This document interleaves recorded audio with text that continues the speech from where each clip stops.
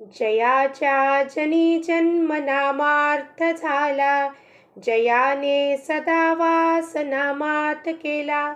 जयाच्या मुखी सर्वदा नाम कीर्ती, नमस्कार त्या ब्रह्म चैतन्य मूर्ती. श्रीराम समर्थ. सर्व साधक बंधूंना, आत्मज्योतींना साष्टांग प्रणाम करता माझ्या सद्गुरू श्री चंद्रकुमारच्या दिव्य चरणार विंदांमध्ये साष्टांग प्रणाम करता. आज 4 एप्रिल. श्री महाराजांचं प्रवचन मराठीत पाहूया. काय म्हणतात श्री महाराज? गोंदावलेकर महाराज, संत कसे असतात?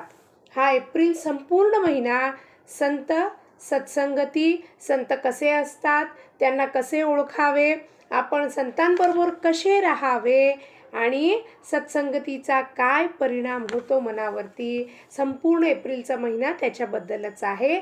तर आपण त्याचा श्रवण, चिंतन, मनन, निधिध्यास करूया आणि ते जसं सांगतात तसं आचरणात आणण्याचा संपूर्ण प्रयत्न करूया.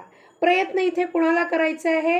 देहाने प्रयत्न करायचे, मनाने प्रयत्न करायचे, बुद्धी ते सांगतील तेच आज्ञा प्रमाण समजून ते प्रयत्नपूर्वक करायचं आहे. कारण शेवटी प्रयत्नांती परमेश्वर मिळणारच आहे आपल्याला. काय म्हणतात श्री महाराज? आपले शहाणपण बाजूला ठेवून जो संताला शरण जातो तोच खरा साधक होय. आपले शहाणपण कुठे लागते आपल्याला? प्रपंचात, व्यवहारात लागतो शहाणपण, की दुसऱ्या माणसाने आपल्याला फसवू नये, विचार करावा लागतो तिथे.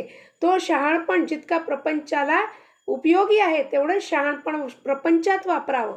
पण संतांकडे, सद्गुरूंकडे गेलो तर ते बाजूला ठेवून, म्हणजे हा डोकं रिकामा करून काही विचार न करता त्यांना शरण जावे. म्हणजे ते जे बोलतील ते गृहीत धरून त्यांची आज्ञा मानून ते पाळावे. नाहीतर आपण गेल्या असं का सांगितलं मला गुरूंनी, तसं का सांगितलं, स्वतःला काय समजतो तो, मला काय माहीत नाही आहे का? गुरु म्हणजे तो त्रिकाल ज्ञानी असतो, साक्षात परमेश्वर असतो. परमेश्वराला माझ्या आतल्या गोष्टी माहीत नाही आहे का? आतल्या कपटपणा माहीत नाही आहे का? कलुषित मन माझं माहीत नाही आहे का? तो देहाला कधीही पाहत नसतो, या देहाला, या चामड्याच्या देहाला पाहत नसतो.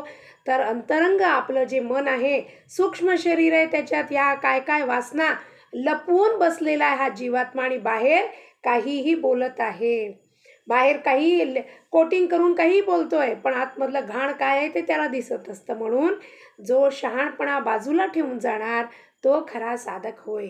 ज्याला सर्व सृष्टी रामरूप दिसते आणि शिष्यालाही जो रामरूप पाहतो तोच खरा गुरु. गुरु तो नव्हे, तो शिष्याला बळजबरीने हे दे ते दे, हे काढून घे ते काढून घे, तो नव्हे. जो संपूर्ण सृष्टीला भगवत रूपात पाहतो, त्या शिष्यात सुद्धा रामच पाहतो आहे, तो खरा गुरु होय. सद्गुरू कधीही मिंधेपणाने वागत नाही आणि त्याला भीतीचा लवलेशही नसतो, दैन्यपणा नसतो गुरूंकडे कधी. आमच्याकडे हे नाही आहे ते नाही. गुरु म्हणतो माझा गुरु जो आहे तो त्रैलोक्याचा राजा आहे, म्हणून मला सर्व काही त्यांनी दिलेलं आहे. म्हणून शिष्याला सांगतो तूही तसं तुझं जीवन जग, की तुझ्याकडे सर्वस्व काही आहे, तू राजासारखं जीवन जग. आणि भीती कुठेही, लवलेशही यत्किंचित कोणी रोमसुद्धा वाकडं करू शकत नाही माझं. या फिअरलेसनेसनी तू रा रे बाबा, माझा शिष्य आहेस तू. कुणी सांगितलं तर जाऊन सांग कुणाचा शिष्य आहे म्हटलं तर आपण कसं राहावं? निर्धास्त आणि काय म्हणतो ते बिनधास्त राहावं आपण. कुणाच्या भीतीत, कुणा धाकात राहू नये. एका सद्गुरूच्या अंकित आणि धाकात जो राहतो तो कुणालाही जगात भीत नाही. आपला शिष्य कोणत्या आध्यात्मिक भूमिकेवर आहे हे संतांना कळते. देहबुद्धीचे लोक विषयाचे दास असतात, पण संत मात्र विषयावर मालकी गाजवतात, प्रभुत्व असतो त्यांचा. आपण काय आहे? आपण मनाचा लगाम संपूर्ण देऊन टाकलेला आहे दुसऱ्यांना, आणि मन जसं वावरतो, एका मोकळ्या सोडल्या उन्हाड सुनाड घोड्यासारखा इकडे तिकडे फिरत असतो. पण जे संत असतात त्यांनी त्याच्यावरती प्रभुत्व म्हणजे होल्डिंग असतो, मनावर ताबा असतो त्यांचा. कुठे काय किती बोलावं, कसं बोलावं, किती माधुर्याने बोलावं. क्रोध विकारांचा वापर करतात संत, पण ते जगाच्या हितासाठी त्यावेळेपुरती ते विकारांचा वापर करून पुन्हा त्याच्यावरती त्यांचा ताबा असतो, मालकी गाजवतात त्याच्यावरती. ते किंग असतात. आणि माइंड काय असतो? स्लेव असतो. माइंड मन दास असतो आणि प्रभुत्व आत्माची असते. तिथे संताजवळ जे समाधान असते ते आपल्याला लाभले किंवा त्याची आवड उत्पन्न झाली म्हणजे संतांची प्रचिती आली असे समजावे. कशी येणार प्रचिती आपल्याला कळेल? जेव्हा त्यांच्याकडे गेलो आणि आपलं मन सुखावलं, त्याला शांतता प्राप्त होत आहे. काय आहे माहीत नाही हो त्यांच्याकडे, कधी जे बोलतात ते ऐकावंसं वाटतं. ते त्यांना बघितलं की असं वाटतं की मन शांत होतो, माझं सगळ्या चिंता दूर होतात. त्यांच्या 2 शब्द ऐकले की असं वाटतं की मला कुणीतरी आधार देत आहे. असं जिथे आपल्याला अनुभव येतो तिथे प्रचिती आली असं समजावं. औषध काय आहे हे न कळता सुद्धा रोग्याने ते श्रद्धेने घेतले तर त्याला गुण येतो. किंवा एखाद्याला स्वयंपाक करता आला नाही तर त्याला अन्नाची चव समजते आणि तो पोटभर जेवू शकतो. डॉक्टरकडे आपण गेलो तर सहसा सगळ्यांचा अनुभव एक्सपिरियन्स काय आहे की डॉक्टर आले की काय म्हणता, कसे आहात, काय झालं आहे, असं प्रेमाने जेव्हा विचारतो माणसाला तर काय होतो, आतमधल्याला काय वाटतं, धीर वाटतं. निम्मा माझा आजार तिथेच बरा होऊन जातो. बाकी जो 50% ते जे औषध देतात त्या औषधमध्ये त्यांची शक्ती घालून देतात.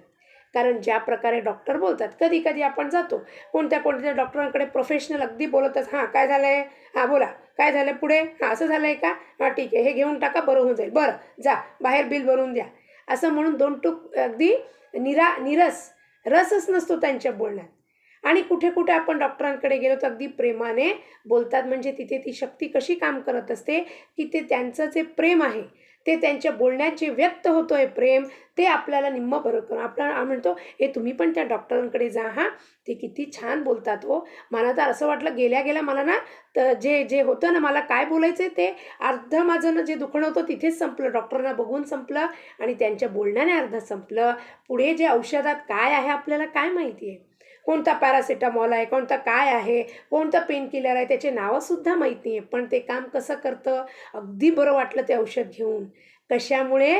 ते डॉक्टरच्या श्रद्धेवर आपण त्याच्या बोलण्यावर श्रद्धा ठेवतो आपण. त्याचप्रमाणे स्वयंपाक नाही आला करता तरी अन्नाची चव माहिती आहे, वा किती छान बनवले म्हणून पोटभर आपण जेवतो. त्याप्रमाणे एखाद्याला ज्ञानाचा अनुभव येईल पण शब्दाने त्याला तो सांगता येईलच असे नाही.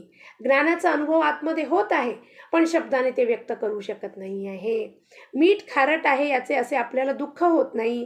त्याचप्रमाणे जगामधल्या लढाया, हाणमाऱ्या, सज्जनांचा छळ, संकटे यांचे संतांना वाईट वाटत नाही. कारण आत्मवस्तूला सोडून, ब्रह्मवस्तूला सोडून ते कुठेही बाहेर ढुंकायला सुद्धा जात नाही. मीठ खारट आहे आपल्याला माहिती आहे म्हणून चवीपुरती म्हणतो आपण.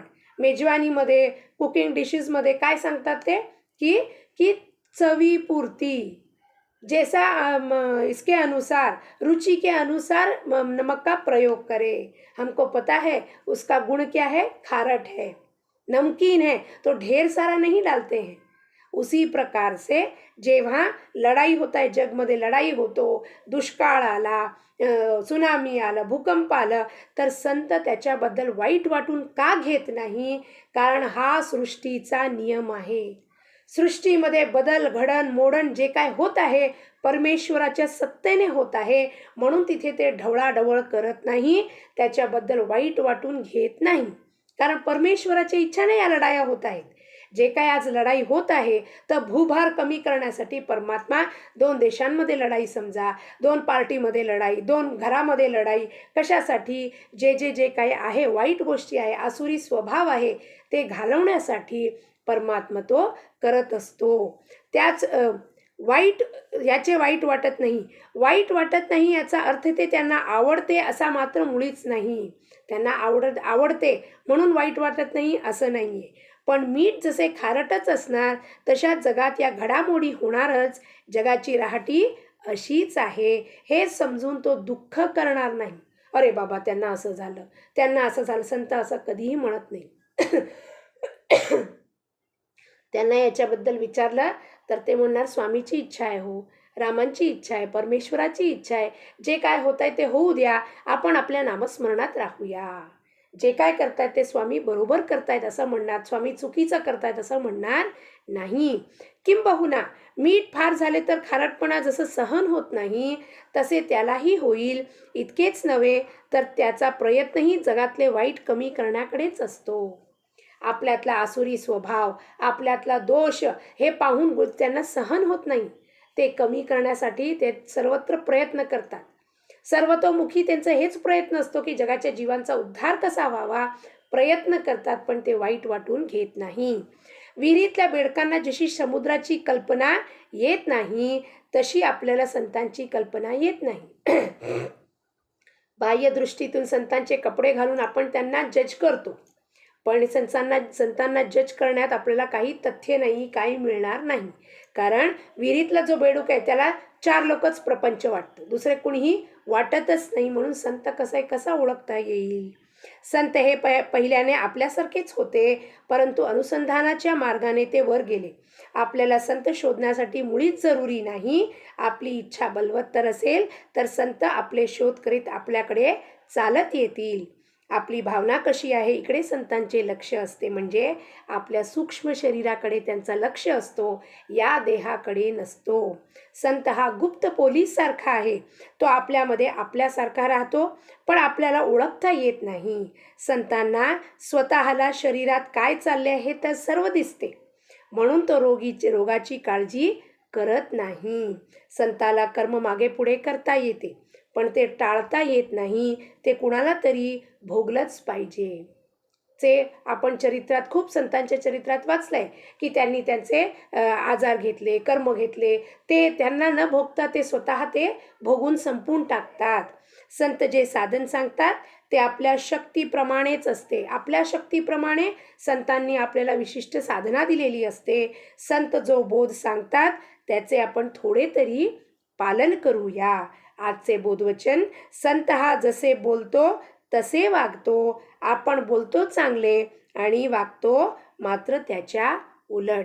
म्हणून आमचे गुरु महाराज नेहमी सांगायचे की बोलू नका, बोलू नका. का बोलू नका असं विचार पडायचं. ते म्हणायचं जे आपण आचरणात आणत नाहीये ते दुसऱ्यांना बोध करू नये. आपण ज्या गोष्टी केलेल्याच नाहीये जीवनात ते दुसऱ्यांना जाऊन व्हॉट्सअप मेसेज करणे किंवा फोन करून त्यांना मी बोध करतो, माझं ज्ञान घेतो आणि या प्रकारे तू कर, हा सोल्युशन सांगतो, सर्वथा मिथ्या आहे. संत जसे बोलतात तसेच ते वागून दाखवतात, जसे वागतात तसेच बोलतात. आपण काय करतो, फक्त तोंडाने शब्द पांडित्य मांडतो, पण आपल्या आचरणात ते काहीही अनुकरण केलेलं नसतं. म्हणून आपण कुठेही कुणाच्याही कर्मात किंवा प्रारब्धात हात घालू नये. त्याच्यासाठी संतांना जन्म यावा लागतो आणि ते सर्वथा ते सोल्युशन देऊन त्याचं निवारण करतात. सांगून महाराजांच्या चरणी प्रार्थना करते की आपण सर्वांनी संतांच्या चरणी जाऊया, त्यांचे शरण जाऊया. लोकाः समस्ताः सुखिनो भवन्तु. जानकी जीवनस्मरण. जय जय राम.